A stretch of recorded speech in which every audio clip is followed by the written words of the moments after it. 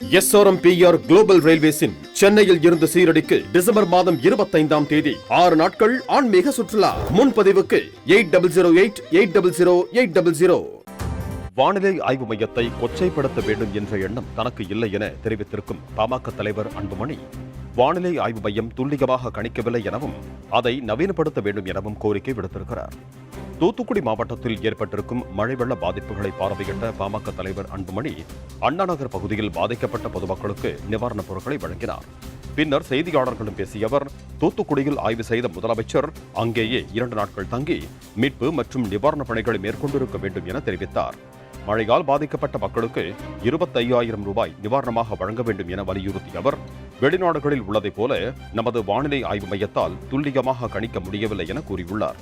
மேலும் வானிலை ஆய்வு மையத்தை நவீனப்படுத்த வேண்டும் என்பதே தமது ஆதங்கம் என மத்திய அமைச்சர் நிர்மலா சீதாராமனின் கருத்துக்கு அன்புமணி விளக்கமளித்துள்ளார். மாண்புமிகு திருமதி நிர்மலா சீதாராமன் அவர்கள் நாங்க நவீனப்படுத்திட்டோம்னு சொல்றாங்க. என்னுடைய கேள்வி மட்டும் என்னுடைய ஆதங்கம், ஒரு தமிழனா என்னுடைய ஆதங்கம் என்ன, வெளிநாடுகள்ல இப்படி துல்லியமா 2 நாள் பிறகு 4 மணில இருந்து 5 மணி வரைக்கும் இந்த பகுதியில் மழை பெய்யும்னு சொல்றாங்க. இங்க ஏன் அது வரமாட்டுது? அந்த தொழில்நுட்பம் இங்க ஏன் வரல? சுதந்திரம் அடைஞ்சு 76 ஆண்டுகள் ஆகிறது இல்ல, ஏன் அந்த தொழில்நுட்பம் இங்க கொண்டு வரது? நீங்க புதுசா பில்டிங் கட்டினா, நீங்க டாப்லர் கொண்டு வந்துட்டீங்க, அதெல்லாம் ஏன் வேலை செய்யல? ஏன் உங்களால சொல்ல முடியல?